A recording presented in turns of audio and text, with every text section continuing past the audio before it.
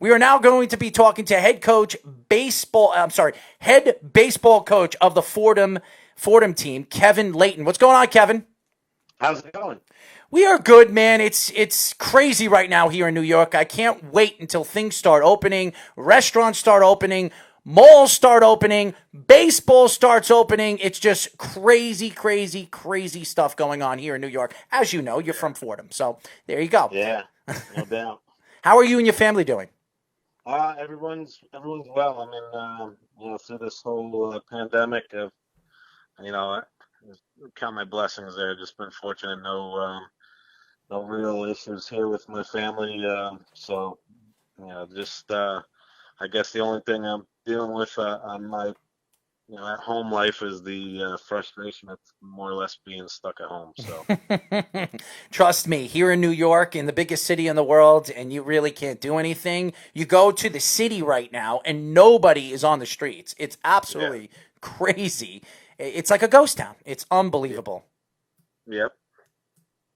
So before we get into your team and Fordham and the baseball, I want to know your opinion right now. I know there's stuff going on they're playing old baseball games, old NBA games, old NFL games. Are you tuning into some of these old games on TV? I've caught some of them. I mean, this is another tough thing for me. I have a young family. I mean, 11, 9, and 7, and at night they've basically taken over the TV, so I haven't been able to watch too much. But I did. I watched some of the '86 Mets. Reminded me of. I mean, I was 6 when they won in '86, and I don't know if I remember that team, but I can probably remember like some of the '88 teams and seeing Strawberry and Gooden. It brought back some good memories of the Mets. Just incredible team. So I haven't watched a ton, but it's kind of crazy when you see back to like those 80s and 90s, and the game looks a lot different than it did when you look at it in the mid 2000s, and then even now. So it's kind of crazy how the game's evolved and changed. Well, that was when the Mets were good. Yes, I know, I know, I That was know. when I'm the a Will Mets, Palms I'm a weren't Mets screwing fan. things up over there. Yeah, Well, it's been a crazy, crazy month, and really crazy last 3 months. It seems like the Mets have a new owner every single week, so yeah. it's crazy. It really is. So, why don't we get into some Fordham baseball? I know Fordham.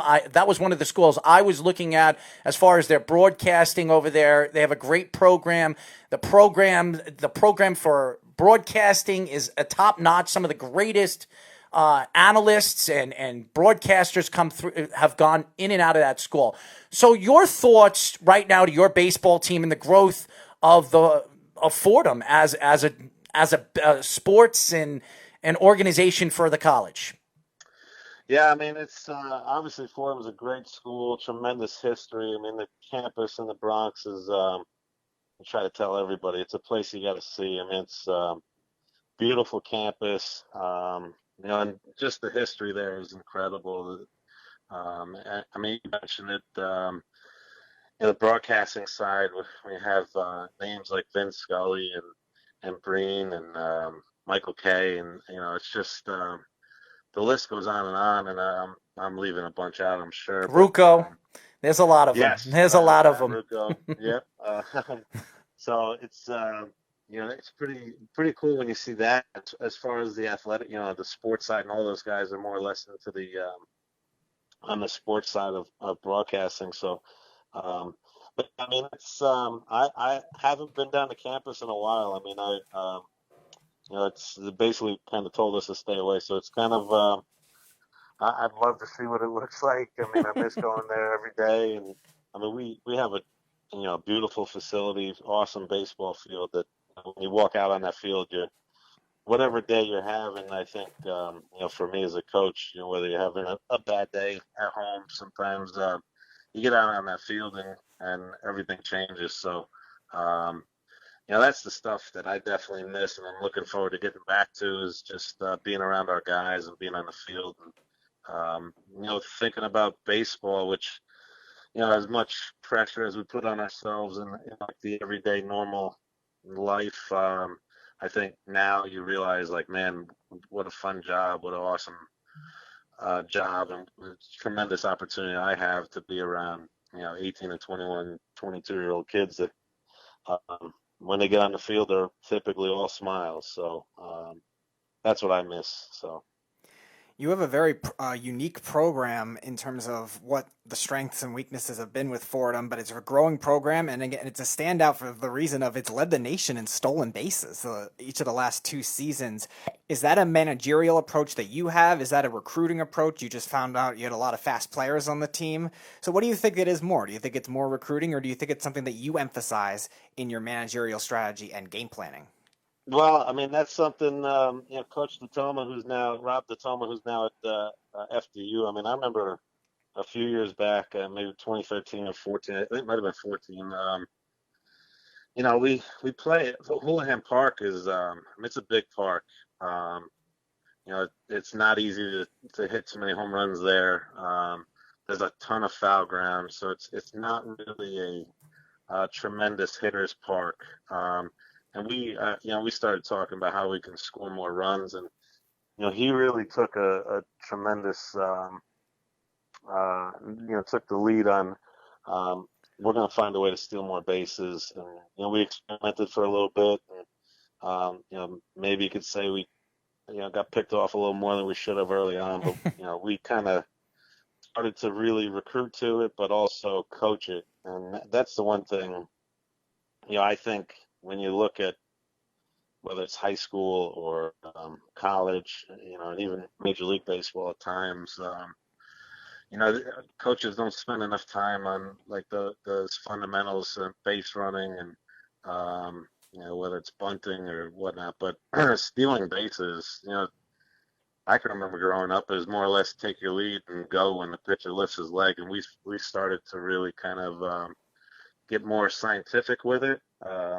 Combination of, I think, Coach Datoma's hard work and research, and working with our guys, along with some of the talent that we had as far as the speed and the personnel that we had, was that combination for back-to-back years of leading the country in stolen bases. And the only credit that I always take for this is, I more or less say, let's do whatever you think. Let's make it happen. So um, I've always said that I think sometimes head coaches can get in their own way, and I think the the best thing a head coach can sometimes do is recognize when you have um, talented people around you and let them go to work, and not interfere. And it takes a little while sometimes when you have new people, but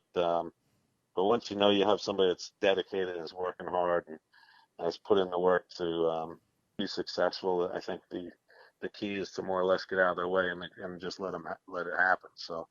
Um, so yeah, that's where, and now it's same thing. I mean, we're working on it, and we're recruiting to it. So it's a combination of everything, I think. We are talking to head baseball coach of the Fordham Rams, Kevin Leighton. Now, Kevin, we've asked coaches this over and over again. It doesn't matter if it's football coaches, baseball coaches, or basketball coaches.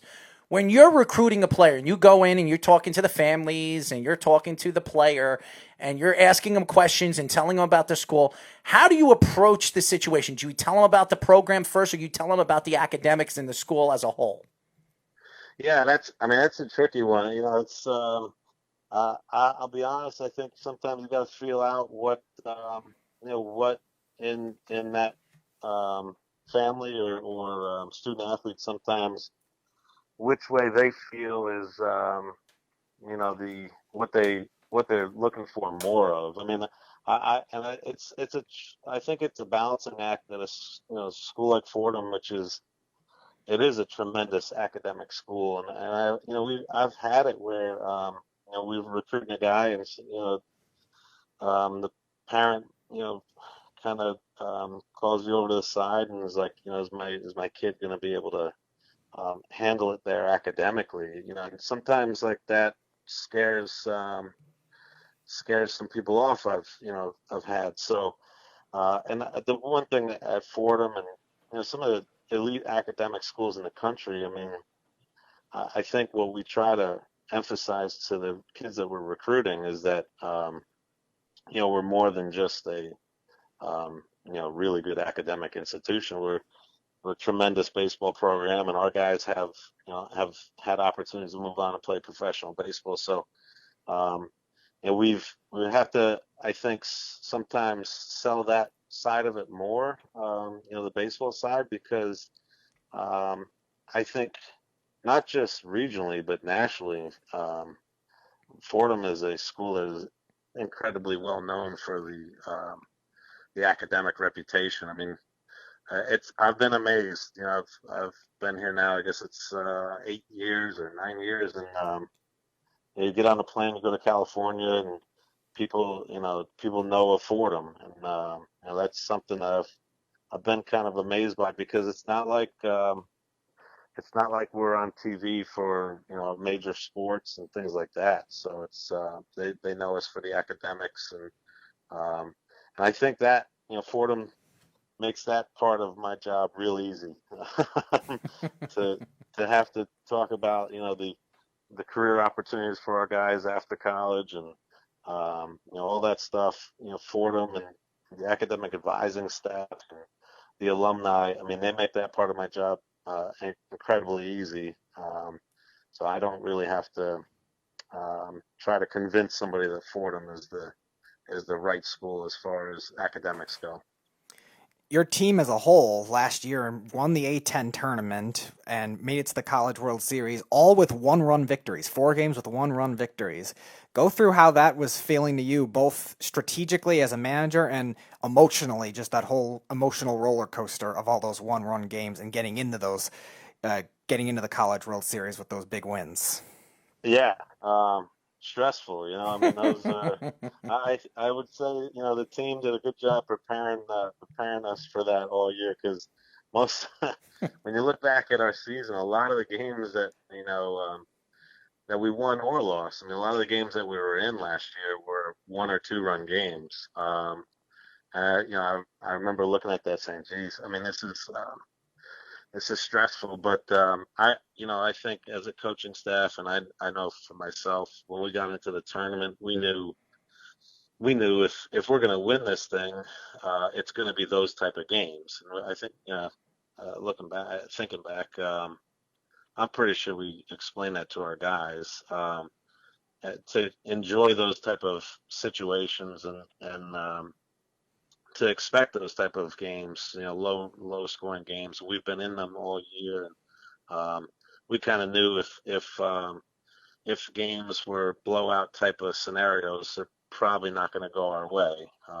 So there was definitely one of the top moments of my coaching career, just being a part of that tournament. Obviously winning it, and being on your home field to win it, and it's not an easy tournament to win. I mean, it's you got to win 4 games in a row.